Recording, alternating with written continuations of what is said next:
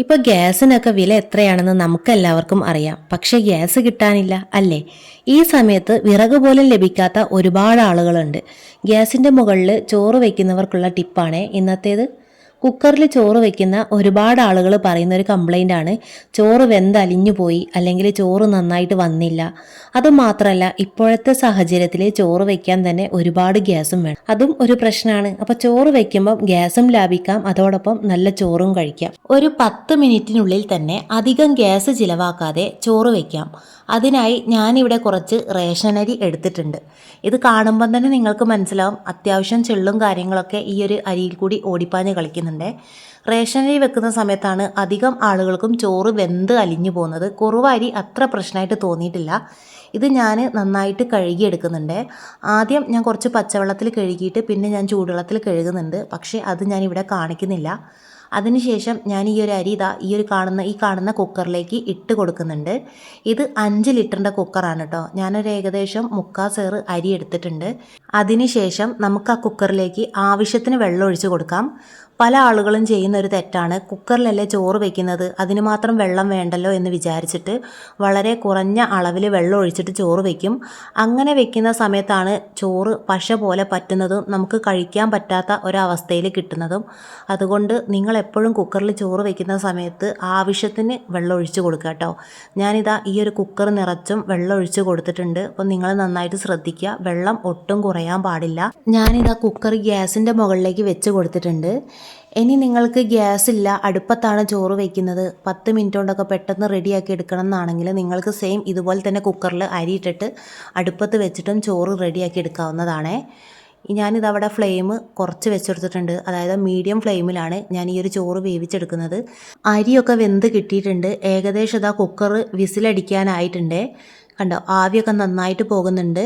ഒരു 10 മിനിറ്റ് കൊണ്ട് നമുക്ക് എളുപ്പത്തിൽ ചോറ് റെഡിയാക്കി എടുക്കാം. ഒട്ടും പറ്റുമോ അല്ലെങ്കിൽ വെന്തലിഞ്ഞു പോവുമോ ഒന്നും തന്നെ ചെയ്യില്ല. പക്ഷേ ഞാനെങ്ങനെ വെക്കാറെന്ന് വെച്ചാൽ, വിസിൽ അടിയുന്നതിന് മുന്നേ തന്നെ നമ്മൾ ഗ്യാസ് ഓഫ് ചെയ്യണം. ഏകദേശം ഇതാ വെന്ത് തുടങ്ങിയിട്ടുണ്ട്, കണ്ടില്ലേ.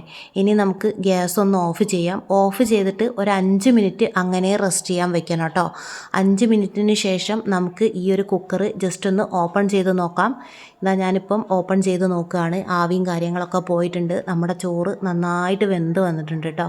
കണ്ടില്ലേ, വെള്ളം വറ്റുമോ അല്ലെങ്കിൽ കൊഴുപ്പ് പോലെ വരുമോ ഒന്നും തന്നെ സംഭവിച്ചിട്ടില്ല. നമ്മൾ അടുപ്പത്ത് എങ്ങനെയാണോ ചോറ് വെക്കുന്നത് ആ ഒരു രീതിയിൽ തന്നെ നമുക്ക് ചോറ് കിട്ടിയിട്ടുണ്ട്. കണ്ടോ, നമ്മൾ അടുപ്പത്തൊക്കെ വെക്കുമ്പം കഞ്ഞിവെള്ളം വേറെയും ചോറ് വേറെയല്ലേ കിട്ടാറ്, ആ ഒരു രീതിയിൽ തന്നെ നമുക്ക് കിട്ടിയിട്ടുണ്ട് ചോറ്.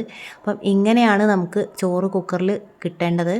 അതാണ് ഞാൻ പറഞ്ഞത്, നമ്മൾ നന്നായിട്ട് കുക്കറിൽ വെള്ളം ഒഴിച്ച് കൊടുക്കണം കേട്ടോ. വെള്ളം ഒഴിക്കുന്ന കാര്യത്തിൽ നമ്മളൊരു പിശുക്കും കാണിക്കാൻ പാടില്ല. ചോറൊക്കെ നന്നായിട്ട് വെന്ത് കിട്ടിയിട്ടുണ്ട്. ഇനി ചോറൊന്ന് നമുക്ക് വെള്ളം വാർത്തെടുക്കണം. സാധാരണ കുക്കറിൽ ചോറ് വെക്കുകയാണെങ്കിൽ കുക്കർ ഉപയോഗിച്ച് തന്നെ നമുക്ക് വെള്ളം വാർത്തെടുക്കാവുന്നതാണ്. പക്ഷേ ഞാൻ വേറൊരു ചെമ്പിലേക്ക് മാറ്റിയിട്ടാണ് കേട്ടോ വെള്ളം വാർത്തെടുക്കാറ്. ഞാൻ സാധാരണ കുക്കറോടെ വാർക്കാറില്ല. ഞാനിതാ ഒരു സ്റ്റീൽ ചെമ്പ് എടുത്തിട്ടുണ്ട്. എന്നിട്ട് ഈ ഒരു കുക്കറിലെ ചോറ് ആ ഒരു സ്റ്റീൽ ചെമ്പിലേക്ക് തട്ടി കൊടുക്കുന്നുണ്ട് കേട്ടോ. എന്നിട്ട് വെള്ളം ഒഴിച്ചിട്ടാണ് ഞാൻ വാർത്തെടുക്കുന്നത്. ഇനി നിങ്ങൾ കുറുവ അരി ഉപയോഗിച്ചാണ് ചോറ് വെക്കുന്നതെങ്കിലും സെയിം ഇതുപോലെ തന്നെ ചെയ്യുക. പക്ഷേ 1-2 വിസിൽ അടിഞ്ഞതിന് ശേഷം മാത്രമേ ഗ്യാസ് ഓഫ് ചെയ്യാൻ പാടുള്ളൂ. ഇതിപ്പോൾ റേഷനരി ആയതുകൊണ്ടാണ് ഞാൻ വിസിലടിക്കുന്നതിന് മുന്നേ ഗ്യാസ് ഓഫ് ചെയ്തതും 5 മിനിറ്റ് റെസ്റ്റിന് വെച്ചതും. ഇനി കുറുവ അരി പെട്ടെന്ന് വെന്ത് കിട്ടാൻ വേണ്ടിയിട്ട് ചോറ് വെക്കുന്നതിൻ്റെ 1 മണിക്കൂർ മുന്നേ നിങ്ങൾ വെള്ളത്തിൽ ജസ്റ്റ് ഒന്ന് പൊതിർത്തി വെക്കുക. റേഷനരി ആണെങ്കിൽ ഒരു 15 മിനിറ്റ് നേരം പൊതിർത്തി വെച്ചതിന് ശേഷം ഈ പറഞ്ഞ രീതിയിൽ കുക്കറിൽ വെച്ച് നോക്കുക കേട്ടോ.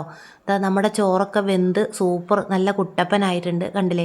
തമ്മിൽ ഒട്ടിപ്പിടിക്കുകയോ പറ്റുമോ ഒന്നും തന്നെ ചെയ്തിട്ടില്ല. നമ്മൾ അടുപ്പത്ത് വിറക് കത്തിച്ച അടുപ്പിൽ എങ്ങനെയാണോ ചോറ് വെക്കുന്നത് ആ ഒരു രീതിയിൽ തന്നെ നമുക്ക് ചോറ് കിട്ടിയിട്ടുണ്ട്. ഇതുവരെ കുക്കറിൽ ചോറ് വെക്കാത്ത ആളുകളൊക്കെ ഒന്ന് ജസ്റ്റ് ട്രൈ ചെയ്ത് നോക്കുക കേട്ടോ. ഒരു പ്രാവശ്യമെങ്കിലും നിങ്ങളിങ്ങനെ ഒന്ന് വെച്ച് നോക്കുക. അതായത് സ്ഥിരമായിട്ട് നിങ്ങളിങ്ങനെ കുക്കറിൽ വെക്കണം എന്ന് ഞാൻ പറയുന്നില്ല. പെട്ടെന്നൊക്കെ ആരെങ്കിലുമൊക്കെ വീട്ടിലേക്ക് വരുന്ന സമയത്ത് ചോറ് തികയുന്നില്ല, ചോറ് വെക്കണം എന്നൊക്കെ ആണെങ്കിൽ നിങ്ങൾക്ക് പെട്ടെന്ന് ഗ്യാസിൻ്റെ മുകളിലേക്ക് ഇതുപോലെ ചോറ് വെക്കാവുന്നതാണ് കേട്ടോ. നിങ്ങൾ അവരോട് വർത്താനൊക്കെ പറഞ്ഞ് നിൽക്കുന്ന ആ ഒരു നേരം കൊണ്ട് നിങ്ങൾക്ക് ചോറ് വെന്ത് കിട്ടും. നമുക്ക് ഗ്യാസിന് ഏറ്റവും കൂടുതൽ ചിലവ് വരുന്നത് ചോറ് വെക്കാനും അതുപോലെ കുടിവെള്ളം തിളപ്പിക്കാനുമാണ്. ഇപ്പോൾ വിറകടുപ്പും വിറകൊക്കെ ഉള്ള ആളുകളാണെങ്കിൽ അവർക്ക് പ്രശ്നമില്ല. പക്ഷേ വലിയ വലിയ ഫ്ലാറ്റുകളിലൊക്കെ താമസിക്കുന്ന ആളുകൾക്ക് ആ ഒരു ബുദ്ധിമുട്ട് മനസ്സിലാവും. പ്രത്യേകിച്ച് ഇപ്പോൾ ഗ്യാസ് നമുക്ക് കിട്ടാനുമില്ല അല്ലേ. അപ്പം ഇതുവരെ കുക്കറിൽ ചോറ് വെക്കാത്ത ആളുകളാണെങ്കിൽ നിങ്ങൾ ജസ്റ്റ് ഒന്ന് ട്രൈ ചെയ്ത് നോക്കുക കേട്ടോ. പിന്നെ ശ്രദ്ധിക്കേണ്ട ഒരു കാര്യം എന്ന് വെച്ചാൽ വെള്ളം നന്നായിട്ട് ഒഴിച്ചു കൊടുക്കണം. വെള്ളത്തിൻ്റെ അളവ് കുറഞ്ഞാൽ നിങ്ങളുടെ ചോറിൻ്റെ വേവിലും അതുപോലെ അതിൻ്റെ ആകൃതിയിലൊക്കെ മാറ്റങ്ങൾ വരാം. വെള്ളത്തിൻ്റെ അളവ് കുറയുന്ന സമയത്താണ് ചോറ് വെന്തലിഞ്ഞ് പശ പോലെ വരുന്നത്. പിന്നെ നമ്മുടെ കുക്കറിൻ്റെ അളവനുസരിച്ച് വേണം കേട്ടോ അരി ഇടാൻ. ചെറിയ കുക്കറിൽ നിങ്ങൾ കൊണ്ടുപോയിട്ട് ഒരുപാട് അരി കൊണ്ടുപോയിടരുത്. കുക്കറിൻ്റെ അളവനുസരിച്ച് വേണം എപ്പോഴും അരി ഇടാനായിട്ട്. അപ്പം ഇന്നത്തെ വീഡിയോ ഇത്രയേ ഉള്ളൂ. വീഡിയോ ഇഷ്ടപ്പെട്ടാൽ എല്ലാവരും വീഡിയോ ഒക്കെ ഒന്ന് ലൈക്ക് ചെയ്യുക.